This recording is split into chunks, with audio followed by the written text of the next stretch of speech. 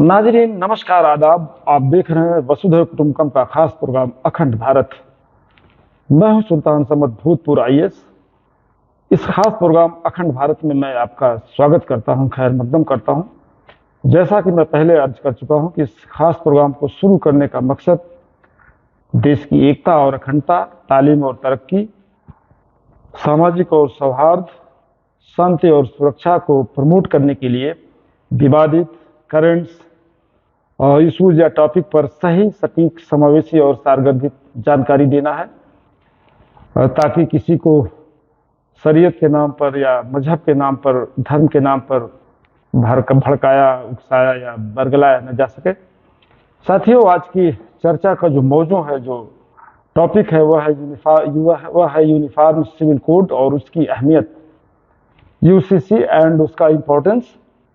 इस टॉपिक के भाग 1 व भाग 2 में यूनिफॉर्म सिविल कोड की डिफिनेशन, भारत की प्राचीन न्याय व्यवस्था या कानून व्यवस्था, पर्सनल लॉज क्या होते हैं, हिंदू पर्सनल लॉ क्या होता है, मुस्लिम पर्सनल लॉ किसे कहते हैं, इन पर्सनल लॉज में, खासकर मुस्लिम पर्सनल लॉ में अब तक क्या क्या अमेंडमेंट्स किया जा चुका है, मुस्लिम पर्सनल लॉ में अभी तक सुधार क्यों नहीं हो पाया, कोई अमेंडमेंट नहीं हो पाया, इसके क्या एडवांटेज, क्या डिसएडवांटेज, इसका क्या फायदा और नुकसान रहा। इन पॉइंट्स पर हम विस्तार से चर्चा पिछले एपिसोड में कर चुके हैं। आज के इस एपिसोड भाग 3 में क्या यूसीसी यूनिफॉर्म सिविल कोड लागू किए जाने से मूलाधिकारों का वायलेशन होगा, हनन होगा, या मुस्लिम पर्सनल लॉ संविधान के मूलाधिकारों का हनन करता है। इस पर तफसील से हम संविधान की रोशनी में, कॉन्स्टिट्यूशन के प्रोस्पेक्टिव में हम इस पर डिस्कशन करेंगे।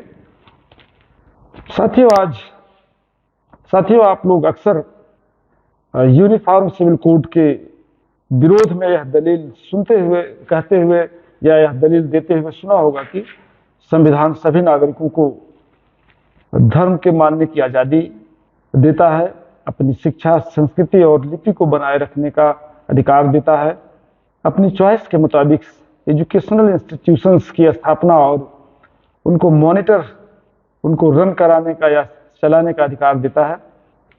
लिहाजा सरकार को किसी के पर्सनल लॉ में दखल अंदाजी नहीं करना चाहिए।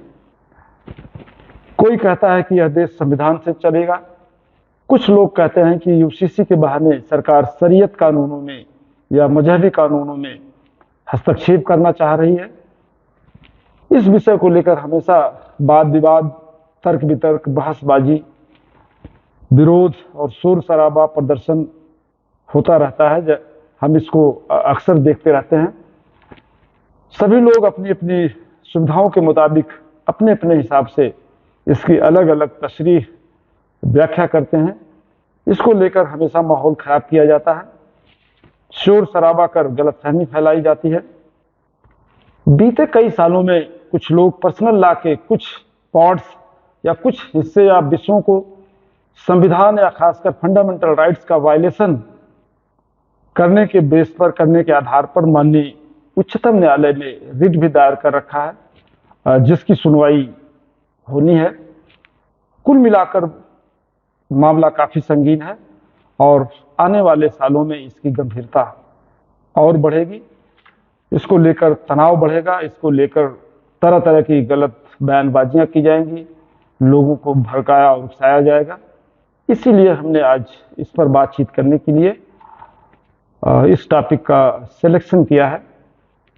दोस्तों, आइए अब हम देखते हैं कि वास्तव में, हकीकत में समान नागरिक कानून बनाए जाने से किसी नागरिक का मूलाधिकार या फंडामेंटल राइट्स का हनन होता है या नहीं, या लोग बिना समझे बूझे या बिना संविधान को पढ़े सुनी सुनाई बातों को लेकर गलत बयानबाजी कर शोर शराबा मचाने लगते हैं। आज हम मूलाधिकारों की रोशनी में, फंडामेंटल राइट्स के प्रोस्पेक्टिव में इस पर विस्तार से चर्चा करेंगे। साथियों, भारतीय आईन यानी कॉन्स्टिट्यूशन के पार्ट 3 में आर्टिकल 12 से लेकर 35 तक फंडामेंटल राइट्स का प्रोविजन किया गया है। आर्टिकल 14 के मुताबिक कानून या विधि के समक्ष सभी समान हैं तथा कानून का समान संरक्षण सभी नागरिक को प्राप्त है। यानी कानून की नज़र में चाहे वह पुरुष हो चाहे औरत हो, सभी का महत्व एक है। कानून की नज़र में सभी बराबर हैं। इसी तरह आर्टिकल 15A के मुताबिक राज्य यानी सरकार किसी भी नागरिक के विरुद्ध केवल धर्म, मूल वंश यानी रेस, कास्ट, जाति, सेक्स या लिंग या बर्थ प्लेस, जन्म स्थान के आधार पर डिस्क्रिमिनेशन नहीं करेगा। यानी कानून की नज़र में औरत और मर्द समान हैं। सेक्स यानी लिंग के आधार पर एक दूसरे पर प्रियॉरिटी या अक्सरियत नहीं दी जा सकती। कानून की नज़र में चाहे वो औरत हो चाहे मर्द हो, सब समान है। इस बिना पर किसी के साथ भेदभाव नहीं किया जा सकता है कि ये औरत है और ये मर्द है। अगर ऐसा होता है तो ये फंडामेंटल राइट्स के आर्टिकल 15(1) का खुला उल्लंघन है, वायलेशन है। नेक्स्ट आर्टिकल 15 सब सेक्शन 4 है, 15(4). इस आर्टिकल इसमें प्रोविजन किया गया है कि इस आर्टिकल की कोई बात राज्य की स्त्रियों और बालकों के लिए विशेष उपबंध स्पेशल प्रोविजन करने से नहीं रोकेगा। यानी कोई भी इस फंडामेंटल राइट्स का जो जिक्र हमने 14 और 15A में किया है, वह राज्य सरकार को इस बिना पर कोई कानून या कोई स्पेशल प्रोविजन किए जाने से नहीं रोक पाएगा। और सरकार किसी भी समय बच्चों के लिए और स्त्रियों के लिए और उनके एम्पावरमेंट के लिए, उनकी बेहतरी के लिए किसी भी समय कानून बना सकती है। इससे सरकार किसी के फंडामेंटल राइट्स का उल्लंघन नहीं होगा। साथियों, अब हम उपरोक्त आर्टिकल 14 व 15(1) व 15(3) में वर्णित मूलाधिकारों के परिप्रेक्ष्य में मुस्लिम पर्सनल लॉ के कुछ प्रोविजंस या पार्ट को एग्जामिन करेंगे तथा यह देखने की कोशिश करेंगे कि कौन एक दूसरे का वायलेशन करता है। फंडामेंटल राइट्स, हमारा fundamental rights uniform civil law या कोड बनाए जाने से वो प्रभावित होता है या न बनाए जाने से हमारा फंडामेंटल राइट्स का वायलेशन होता है। हम इसको एग्जामिन करेंगे। पहला पॉइंट है कि मुस्लिम पर्सनल लॉ के मुताबिक एक मुस्लिम मर्द एक बार में या एक समय में 4 शादी तक कर सकता है। यह अधिकार सिर्फ और सिर्फ मर्दों को है। यह 4 शादी का अधिकार महिलाओं को नहीं है। यह पार्ट या यह अधिकार साफ तौर से आर्टिकल 15(1) का सेक्स के आधार पर डिस्क्रिमिनेटरी है, भेदभाव करता है तथा इस आर्टिकल का यानी इस मूलाधिकार का हनन करता है। जब पुरुषों को यानी और मर्दों को 4 शादी का अधिकार है तो औरतों को क्यों नहीं है?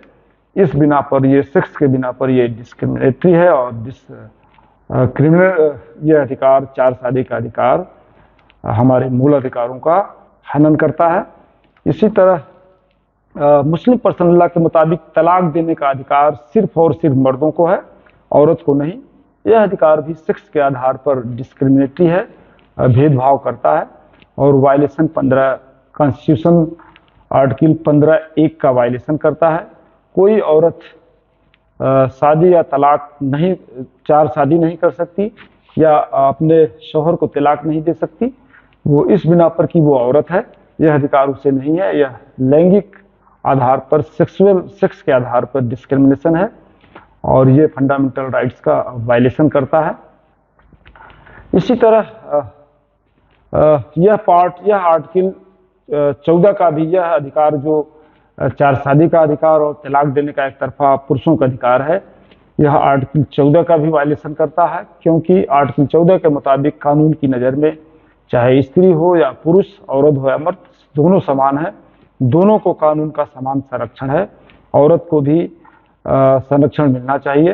केवल इस बिना पर पुरुष को 4 शादी या तलाक देने का अधिकार है कि वह पुरुष है और औरत को नहीं, यह कानून की नज़र में अनकॉन्स्टिट्यूशनल है और ये वैध है, ये फंडामेंटल राइट्स का वायलेशन करता है। नेक्स्ट पॉइंट है हलाला, निकाह हलाला। यह प्रथा भी आर्टिकल 14 और 15(1) का वायलेशन करती है, क्योंकि तलाक के बाद निकाह हलाला सिर्फ और सिर्फ औरतों का होता है। इस निकाह हलाला के प्रोसेस से औरतें ही गुजरती हैं, न कि जेंट्स, न कि मर्द। यह भी डिस्क्रिमिनेटरी है, मर्दों को भी निकाह हलाला से गुजरना चाहिए। अगर औरतों को यह अधिकार है तो मर्दों को भी होना चाहिए। इसी तरह आर्टिकल 15(3), आर्टिकल 15(3) में भी सरकार औरतों के हित में कानून बनाकर इस पर प्रतिबंध लगा सकती है, कहीं मूलाधिकारों का हनन नहीं होगा। इस तरह आर्टिकल 15 में साफ तौर से प्रोविजन किया गया है कि किसी भी समय सरकार औरतों के एम्पावरमेंट के लिए, उनकी बेहतरी के लिए और उनकी अच्छाई के लिए कानून बना सकती है।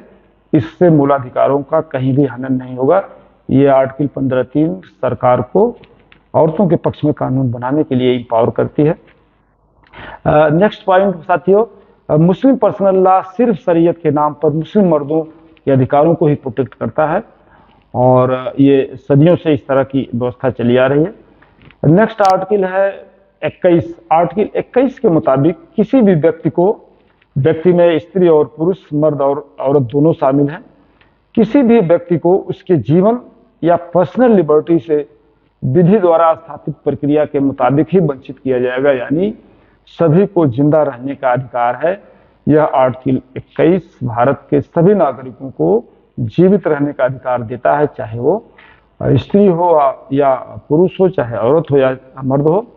इस आर्टिकल को साथियों, नेक्स्ट पॉइंट जो मैं आपसे डिस्कस करना चाह रहा हूँ, आपके संज्ञान में ला रहा हूँ, आर्टिकल 21 को और इसकी व्याख्या करते हुए, विस्तृत व्याख्या करते हुए, मेनका गांधी वर्सेस भारत संघ के मामले में माननीय सुप्रीम कोर्ट द्वारा जो इस आर्टिकल की व्याख्या करते हुए मत स्थिर किया गया है, वो उसमें कहा गया है कि किसी व्यक्ति को, यानी व्यक्ति में स्त्री पुरुष दोनों ही सम्मिलित हैं, किसी व्यक्ति को न सिर्फ जिंदा रहने का ही अधिकार है, बल्कि उसे गरिमापूर्ण ढंग से और सम्मान के साथ जीने का अधिकार है।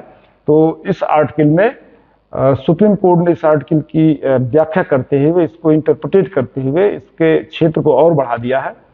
अब किसी भी व्यक्ति को न सिर्फ जीवित रहने का, जिंदा रहने का अधिकार है, बल्कि गरिमापूर्ण और सम्मान के साथ जीने का अधिकार है। इसमें हमारी मुस्लिम औरतें भी शामिल हैं, सभी औरतें शामिल हैं, खासतौर से मुस्लिम औरतों को भी जिंदा रहने के साथ साथ सम्मानपूर्वक और गरिमामय ढंग से जीने का अधिकार है। ये आर्टिकल 21 में इस तरह का प्रोविजन किया गया है। ये सभी लोगों का फंडामेंटल राइट्स है कि हर आदमी, चाहे वो स्त्री हो चाहे पुरुष, उसको सम्मान और गरिमापूर्ण ढंग से जीने का अधिकार है।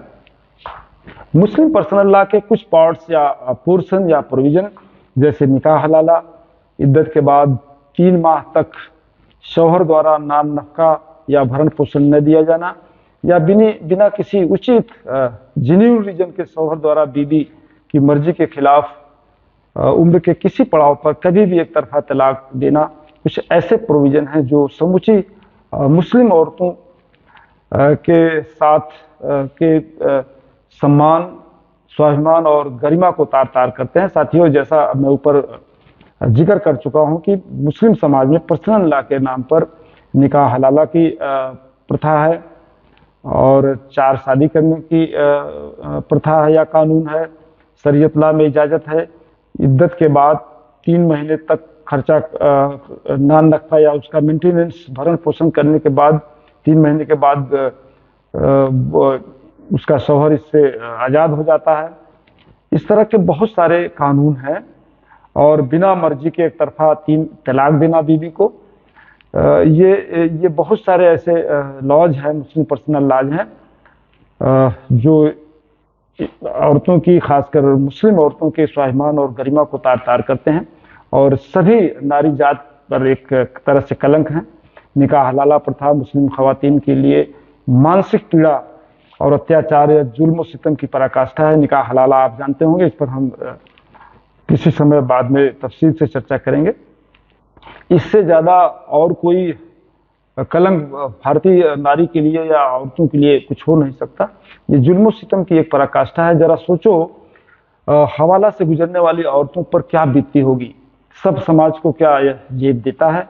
और जब निकाह हलाला औरत के करीबी रिश्तेदारों जैसे उसके देवर, ससुर और अलग दूसरे रिश्तेदारों या सगे संबंधियों के साथ होता है, और रात गुजारने के बाद दूसरे दिन जब उसका तलाक हो जाता है, जब वो बाद में मिलते होंगे तो उनके मन में क्या विचार आते होंगे, आसानी से इसका अंदाजा या अनुमान लगाया जा सकता है।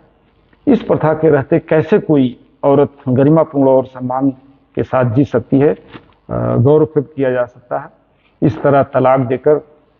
इसी तरह नेक्स्ट पॉइंट है तलाक देकर, यानी 3 माह बाद नान नखफा या भरण पोषण बंद कर बीवी को घर से निकाल लिया जाता है। उसे उसके माँ बाप या रिश्तेदारों के कर्म पर, रहमो कर्म पर छोड़ दिया जाता है। बीवी चाहे बूढ़ी हो, रोगी हो, अंधी हो, लंगड़ी हो या किसी भी उम्र के पड़ाव पर हो, शौहर को इससे कोई फर्क नहीं पड़ता, न हमारे उलमा हजरात को इसका कोई फर्क पड़ता है। अब जरा सोचो, इस हालात में कोई औरत कैसे सम्मान और गरिमा के साथ जिंदगी गुजार पाएगी। इस तरह हलाला, एक तरफा तलाक देने का अधिकार, और इद्दत के बाद खाना खर्चा बंद कर देना, 4 शादी जैसी प्रथाएं, जैसे रिवाज, जैसे कानून गैर इस्लामिक है, और ये मूलाधिकारों का, हमारे फंडामेंटल राइट्स का वायलेशन करते हैं। ये किसी भी तरह से इनको वैध नहीं ठहराया जा सकता। साथियों, इसी परिप्रेक्ष्य में एक महत्वपूर्ण पॉइंट्स पर हम चर्चा करना चाहेंगे आपसे। ये चीज़ आपको शेयर करने के लिए मैं आपको कुछ पॉइंट्स पर डिस्कस करना चाहूँगा। यह है 1986 में पारित, इसके बारे में आप बहुत दिनों से सुनते आए होंगे। यह एक कानून है जो साहबानों के केस में 1985 में साहबानों के मामले में माननीय सुप्रीम कोर्ट द्वारा दिए गए आदेश के को न्यूलीफाई करने के लिए, उसको शून्य करने के लिए भारतीय संसद द्वारा 1986 में पारित किया गया था। यह एक्ट है मुस्लिम women protection of right and divorce act 1986, यानी मुस्लिम महिला विवाह विच्छेद अधिकार संरक्षण अधिनियम। साथियों, मुस्लिम महिला विवाह विच्छेद पर अधिकार संरक्षण अधिनियम देखने और सुनने में तो यह बहुत ही अच्छा लगता है, लेकिन अंदर इसको पढ़ने से, इसकी स्टडी करने से ये उतना ही घिनौना है जितना पहले के कानून रहे हैं। यह अधिनियम 1986 भी संविधान के आर्टिकल 21 का वायलेशन करता है। आइए हम देखते हैं कि यह कैसे 26 का यह एक्ट 1986 का यह एक्ट आर्टिकल 21 का किस तरह वायलेशन करता है।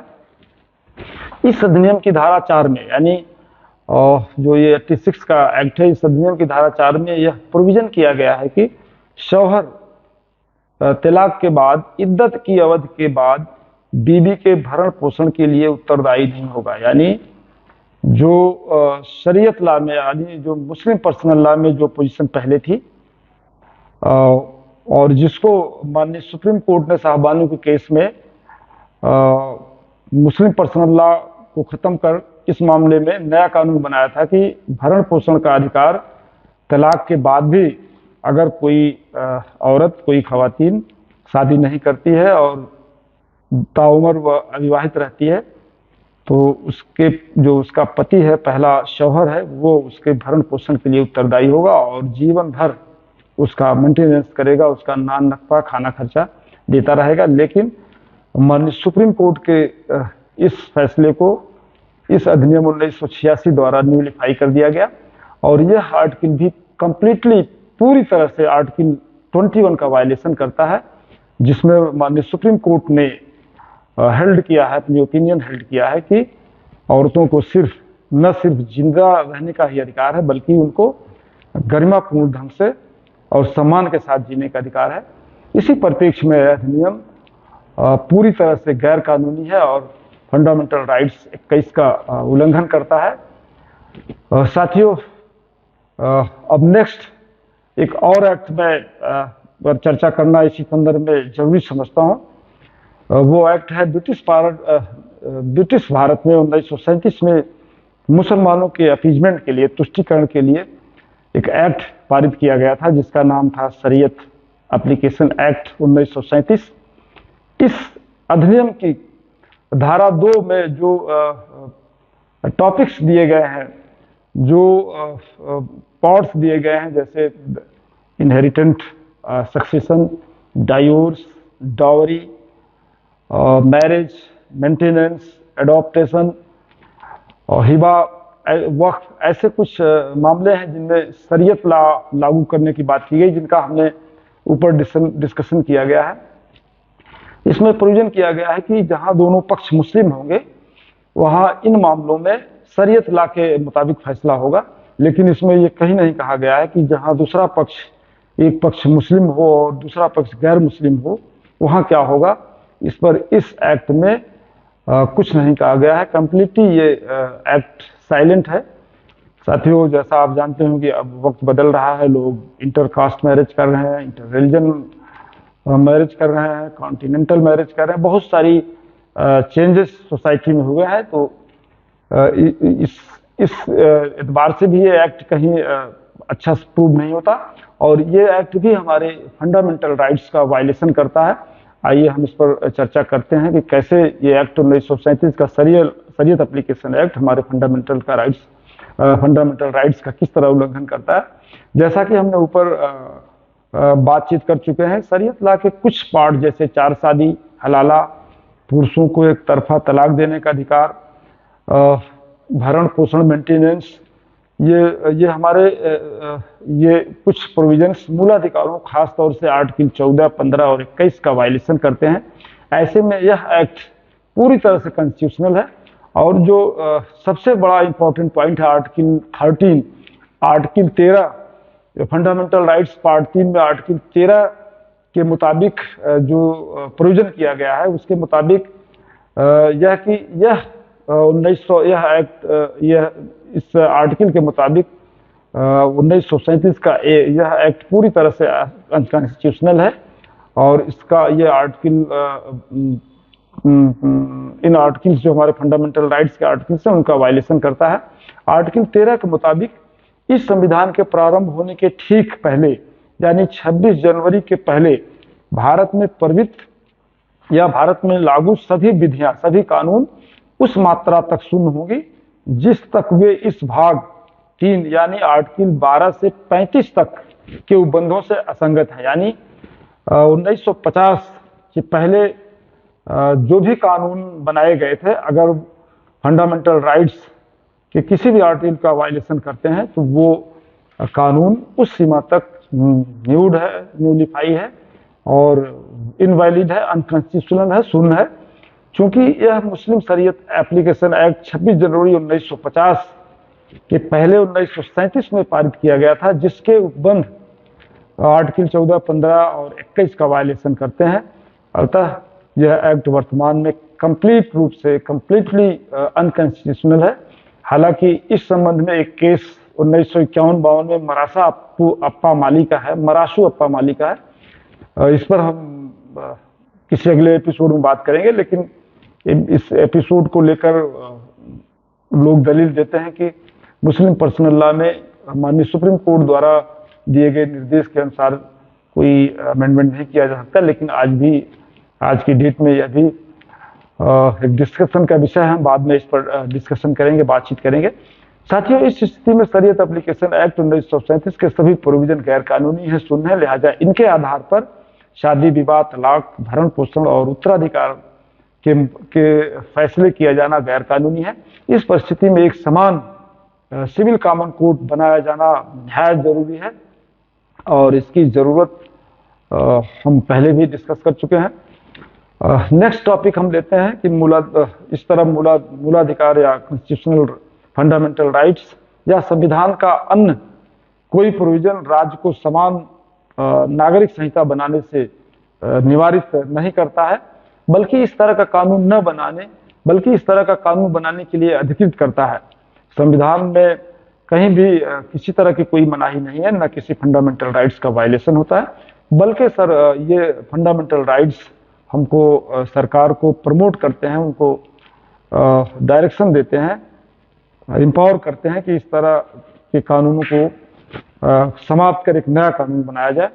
साथियों, आइए हम देखते हैं कि वो कौन कौन से आर्टिकल हैं जो इस संबंध में कानून बनाने के लिए राज्य को एम्पावर करते हैं। आर्टिकल 15(3) के मुताबिक इस अनुच्छेद की कोई बात राज्य को औरतों के लिए विशेष उपबंध करने से निवारित नहीं करेगा, यानी राज्य या सरकार औरतों की बेहतरी के लिए या उनको एम्पावर करने के लिए विशेष कानून बना सकती है। इसी तरह आर्टिकल 25(1) में जो किसी भी धर्म को मानने या उसके मुताबिक आचरण करने या उसके प्रचार प्रसार की इजाजत देता है, अधिकार देता है, इसके तहत धार्मिक स्वतंत्रता का अधिकार भी एब्सोल्यूट न होकर कुछ शर्तों और प्रोविजंस के अधीन है। सरकार किसी भी समय लोक व्यवस्था, सदाचार, समाज कल्याण और समाज सुधार के लिए कानून बना सकती है। ऐसे में धार्मिक आजादी के मूलाधिकारों का उल्लंघन नहीं होता है।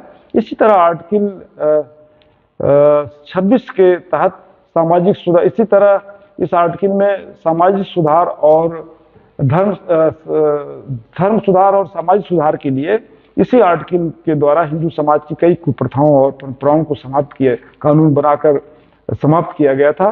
तो मुस्लिम पर्सनल लॉ में क्यों नहीं तब्दीली हो सकती, या इसके आधार पर समान सिविल कोड क्यों नहीं बनाया जा सकता।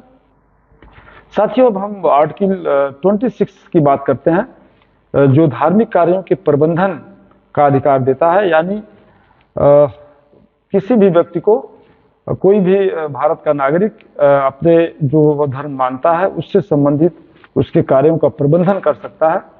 साथियों, यह अधिकार भी एब्सोल्यूट नहीं है, बल्कि लोक व्यवस्था, सदाचार और स्वास्थ्य के प्रोविजंस के शर्तों के अधीन है। इस प्रकार संविधान के उपरोक्त विवेचन और विश्लेषण से यह अच्छी तरह से साफ होता है कि यूनिफॉर्म सिविल कोड या समान नागरिक कानून बनाने से किसी भी मूलाधिकार का वायलेशन नहीं होता है, उल्टे शरीयत ला के उपबंधों से मूलाधिकारों का हनन होता है। शरीयत एप्लीकेशन एक्ट 1937 और Muslim women protection of right on divorce 1986 मूलाधिकार आर्टिकल 13 और आर्टिकल 21 का वायलेशन करने के कारण अनकॉन्स्टिट्यूशनल है, इसे समाप्त किया जाना चाहिए। इस मुतालिक उन तमाम लोगों से मेरी दरख्वास्त है कि संविधान के इन उपबंधों को एक बार जरूर पढ़ लें। सस्ती लोकप्रियता हासिल करने के लिए यूनिफॉर्म सिविल कोड के संबंध में कोई गलत बयानबाजी न करें, आवाम में गलतफहमी पैदा न करें। अगर सरकार भविष्य में एक समान नागरिक कानून बनाती है तो उसका सहयोग करें। गौर से सोचो, अगर इस तरह का कोई कानून, समान कानून बनता है तो हमारी बहन बेटी ही एम्पावर होगी, मजबूत होगी। अपने को उस जगह अपने को रखकर सोचो, खुदा न करे या ऊपर वाला न करे ऐसा हो, फिर भी अगर तुम्हारी बेटी का एक तरफा बिला वजह तलाक हो जाए, या उसका शौहर दूसरी शादी कर ले, या उसको निकाह हलाला के प्रोसेस से गुजरना पड़े, तो तुम्हारे ऊपर क्या बीतेगी, तुम्हारे मन में क्या पीड़ा होगी, इसका अंदाजा लगा सकते हो। यही हाल और माँ बाप और औरतों का होता है, जो गरीब माँ बाप हैं, जो गरीब लड़कियां हैं, उनका भी यही हाल होता होगा। उनके ऊपर क्या बीतती होगी, इसका एहसास, इसका तस्वर हर आदमी को करने की जरूरत है। साथियों, एक जो अहम इम्पॉर्टेंट पॉइंट है इस मुतालिक, उस पर भी चर्चा करना निहायत जरूरी हो जाता है। आइए हम देखते हैं कि जो कुरान करीम है, कुरान पाक है, अल्लाह की कलाम है, अल्लाह की किताब है, इस मुतालिक पर्सनल लॉज के मुतालिक उसमें क्या कुछ जिक्र किया गया है, इस पर भी हम एक चर्चा कर लेते हैं, इस पर भी हम एक नज़र डाल लेते हैं।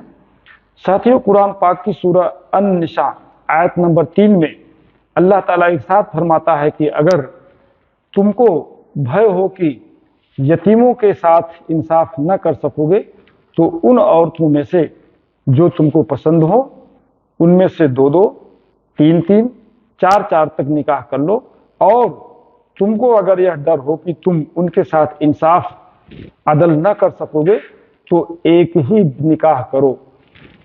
इस आयत की तफसीर से अच्छी तरह साफ हो जाता है कि कुरान करीम एक शादी को प्रमोट करता है तथा दो शादी या बहु विवाह मल्टी मैरिज को कंडीशनल यानी इंसाफ या अदल के बिना पर रेयरली परमिट करता है। एक तरह से कुरान इसे चार शादी को डिमोट करता है और इसी का हवाला हमारे उलमा हजरात और लोग लेकर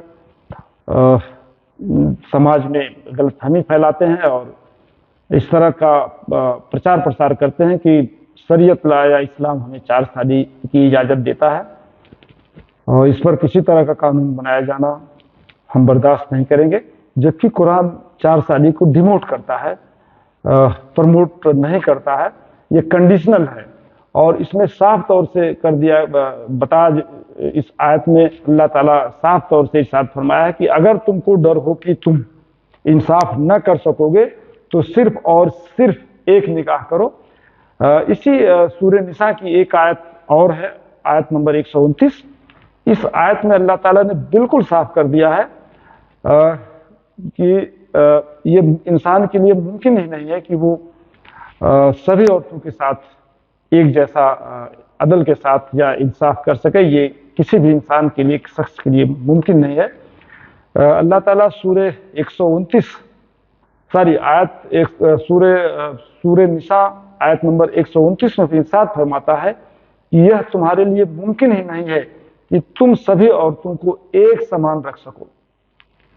आज अब इस आयत से बिल्कुल साफ हो जाता है कि किसी इंसान को, किसी मुस्लिम मर्द को यह हक बिल्कुल नहीं है कि वो चार शादी करे, इसलिए कि वह चार शादी करने के बाद, दो शादी करने के बाद, तीन शादी करने के बाद सभी औरतों के साथ एक जैसा इंसाफ, एक जैसा व्यवहार या न्याय नहीं कर सकता है। एक तरफ वो इंक्लाइंड हो जाएगा, एक तरफ झुक जाएगा। ये किसी के लिए संभव नहीं है। और अगर इसके बाद भी कोई शख्स चार शादी या दूसरी शादी, दो शादी या तीन शादी करता है तो वो इस कुरान करीम की इस आयत का उल्लंघन करता है, अल्लाह के हुक्म की नाफरमानी करता है। अल्लाह ताला साफ तौर से फरमा दिया है कि अगर तुम इंसाफ न कर सको तो सिर्फ एक शादी करो। और आयत नंबर 129 में और साफ कर दिया है कि यह किसी इंसान के लिए मुमकिन नहीं है कि वो सभी औरतों को एक साथ रख सके व एक साथ सभी औरतों के साथ व्यवहार कर सके। तो ये भी मुझे लगता है कि चार शादी भी, जो मैंने कुरान को समझा है, ये भी शरई एतबार से ठीक नहीं है। लेकिन हम जबरदस्त, हमारे समाज के लोग इसकी वकालत करते हैं, इस आयत को पढ़ना चाहिए। इसी तरह भरण पोषण, मेंटेनेंस, नान नफा के मुतालिक कुरान करीम में कुछ बातें जिक्र की गई हैं। अल्लाह ताला कुरान करीम में नान नफा के बारे में कई आयतों में जिक्र किया है। कहीं यह जिक्र किया गया भरण पोषण के मुतालिक कुरान पाक में कहीं भी यह जिक्र नहीं किया गया है कि शौहर इद्दत की अवधि के बाद बीबी के नान नफा से आज़ाद हो जाएगा। यानी, और मैंने काफ़ी इसकी स्टडी किया है, लेकिन पता नहीं किस बिना पर यह कानून बना दिया गया है कि इद्दत के बाद शौहर, इद्दत की टेन्योर या उसकी अवधि पूरी हो जाने के बाद शौहर अपनी बीवी के नान नफे से आज़ाद हो जाएगा। ऐसा कहीं कुरान में जिक्र नहीं किया गया है। नान नफा के मुतालिक सूरह बकरा आयत नंबर 241 में अल्लाह ताला इरशाद फरमाता है कि तलाक दी हुई औरतों को भी रीति के मुताबिक खर्चा देना है, यह अनिवार्य है परहेजगारों के लिए। यह इस आयत से पूरी तरह से साफ होता है कि तलाक के बाद भी इसमें कहीं इद्दत और कोई बात इद्दत की नहीं की गई है, किसी टेन्योर की बात नहीं की गई है। सिर्फ तलाक दी हुई औरतों को भी रीत के अनुसार खर्चा देने की बात की गई है। तो इससे भी साफ जाहिर होता है कि तलाक के बाद चाहे वो औरत शादी जब तक नहीं करती है तब तक उसे शौहर का यह दायित्व होता है, वो रिस्पॉन्सिबिलिटी होती है कि वो उसका नान नफा, उसका भरण पोषण करता रहे। इसी तरह निकाह हलाला भी कुरान से जस्टिफाइड नहीं है। ये कुप्रथा कब से हमारे समाज में चलती आ रही है, इस पर भी गहराई और संजीदगी के साथ हम किसी अगले एपिसोड में इस पर हम तफसील से चर्चा करेंगे। निकाह हलाला के मुतालिक सूरह बकरा आयत नंबर 230 में अल्लाह ताला इरशाद फरमाता है, अगर वह उसको यानी बीबी को तलाक दे दे, तो उसके बाद वह औरत उसके लिए हलाल नहीं है, यानी वैध नहीं है, जब तक वह किसी दूसरे मर्द से निकाह न कर ले। फिर वह मर्द उसको तलाक दे दे और तब दोनों मिल सकते हैं, यानी तब दोनों शादी कर सकते हैं। आज इस आयत का सबसे ज्यादा मिसयूज किया जाता है। अल्लाह ताला की ये कहीं मंशा नहीं रही कि इसको एक प्रोफेशन के रूप में, एक व्यवसाय के रूप में लिया जाए और शादी कराई जाए और किसी गैर मर्द से शादी कराई जाए और उसका दूसरे दिन तलाक कराया जाए और फिर उसके पुराने शौहर से शादी किया जाए। ऐसी अल्लाह ताला की मंशा कहीं नहीं रही, जो इस कुरान से साबित होता है। ये भी सर्कमस्टेंशियल है, परिस्थितियों के अनुसार है, और आज हम इसका हवाला देकर इसका बेजा लाभ लेते हैं और इसका गलत इस्तेमाल करते हैं। कुरान की मंशा इसको प्रमोट करने की बिल्कुल नहीं थी। अपने आप तलाक हो जाए या कोई तलाक के बाद दूसरी शादी कर ले, वो भी तलाक दे दे, फिर वो अपने दूसरे से कर ले, ये स्पॉन्टेनियसली है, फोर्सफुल्ली इसमें कहीं गुंजाइश नहीं है कि या इसको ऑर्गेनाइज्ड वे में करने की जरूरत नहीं है। कुरान की ऐसे मंशा नहीं है कि किसी को तलाक दिलवाया जाए, फिर उससे दूसरी शादी कराई जाए, फिर वो तलाक दे दे। ये तो सब मैनेज किया जाता है, ये मैनेजेबल नहीं है। और आज इसके समाज में उल्टा हो रहा है, इसका दुरुपयोग हो रहा है। निकाह हलाला के नाम पर लोगों ने बाकायदे दुकानें खोल रखी हैं और निकाह हलाला के लिए बाकायदे ठेका लिया जाता है। पिछले सालों में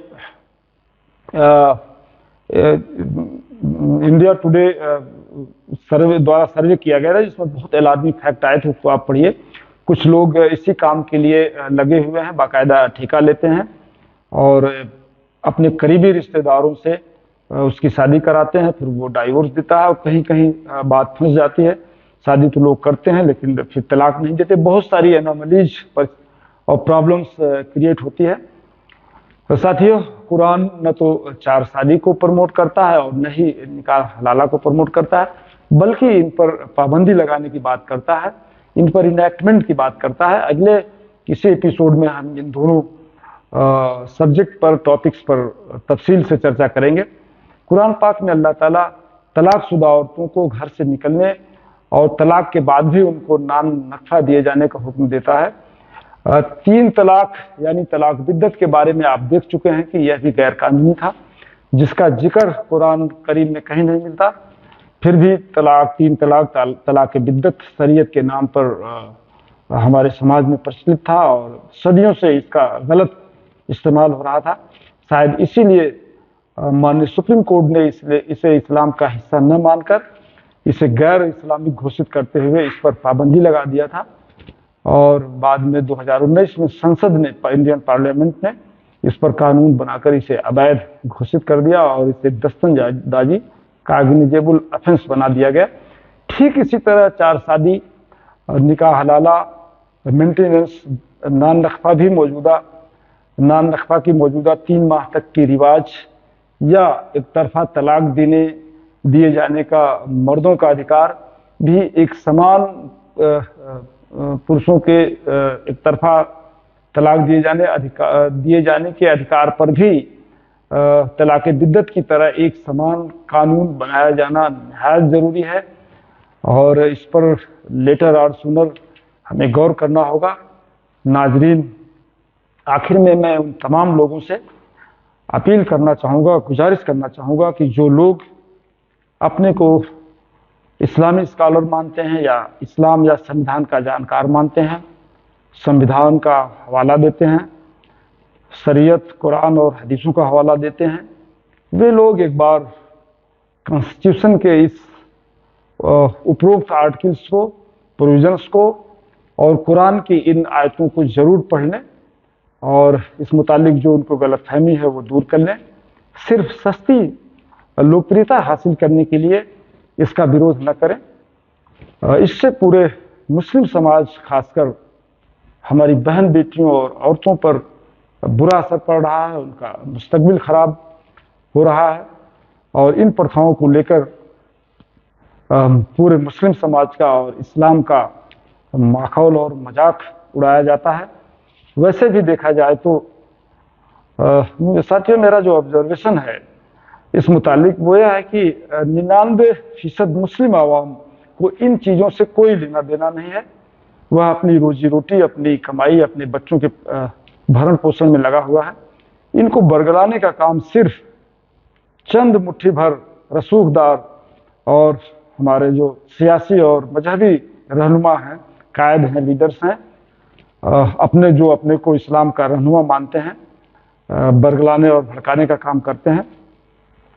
साथियों, अब वक्त तेजी से बदल रहा है। हमारी बहन बेटियां अब घर की चारदीवारी से निकलकर पढ़ लिख कर अपने हुकूक, अपने राइट्स के लिए सड़कों पर उतर रही हैं। कोर्ट, माननीय कोर्ट, सुप्रीम कोर्ट और माननीय ऑनरेबल हाई कोर्ट का सहारा ले रही हैं, अपने अधिकारों के लिए लड़ रही हैं, बेदार हो रही हैं, अवेयर्ड हो रही हैं। अब इनके साथ शरीयत के नाम पर बहुत दिन तक नाइंसाफ़ी और जुल्म सितम नहीं किया जा सकता। ये माननीय सर्वोच्च न्यायालय या उच्च न्यायालयों का सहारा ले रही हैं। मैं अभी तक यह नहीं समझ पाया साथियों कि इनको एम्पावर करने, हमारी बहन बेटियों को मजबूत करने या इनके पक्ष में कानून बनाने, इनको एम्पावर करने या मजबूत करने में हर्ज क्या है। आखिरकार ये भी हमारी ही बहन बेटियां हैं, इन्हीं से हमारा वजूद है, इनके पैर के नीचे जन्नत है, तो इनको इनके अधिकारों को देने में बुराई क्या है, हर्ज क्या है। हम सभी लोगों को संजीदगी के साथ इस पर गौर और फिक्र करना पड़ेगा, अपने माइंड सेट को बदलना होगा। सरकार, इस मुतालिक सरकार से भी मैं यही दरख्वास्त करूंगा कि इन मुद्दों पर जल्द एक समान कानून, यूनिफॉर्म कानून बनाया जाए। मुस्लिम समाज की भारी तादाद इसका इंतजार कर रही है। सिर्फ चंद लोगों के विरोध से डरकर इस मुतालिक कोई कानून न बनाना किसी भी हाल में, किसी भी स्थिति में ठीक नहीं है। इन चंद लोगों के विरोध से कोई फर्क नहीं पड़ता। तलाक बिद्दत में देखा जा सकता है, आम जनता का समर्थन इसे प्राप्त था, इसे बैन किया गया, गैर इस्लामी किया गया। इस संबंध में कोई बड़ा प्रोटेस्ट, धरना, प्रदर्शन नहीं किया गया, बल्कि लोग इसको लेकर खुश थे और खासकर हमारी बहन बेटियां नहायत खुश थीं। सिर्फ कुछ लोग अपने जाति मफाद और सस्ती लोकप्रियता हासिल करने के लिए इसका विरोध कर रहे थे। तो सरकार से भी मेरी दस्तबस्ता गुजारिश है कि बिना समय गंवाए इस ओर पूरी संजीदगी के साथ ध्यान देने की जरूरत है और जल्द से जल्द इस पर एक यूनिफॉर्म कानून बनाए जाने की जरूरत है। हम सब लोग इसका बेसब्री से इंतजार कर रहे हैं। साथियों, आज के इस एपिसोड में बस इतना ही। अब मुझे इजाज़त दीजिए। अगले किसी एपिसोड में हम बातचीत करने के लिए दोबारा आपसे मिलेंगे। बहुत बहुत शुक्रिया। आदाब। जय हिंद, जय भारत।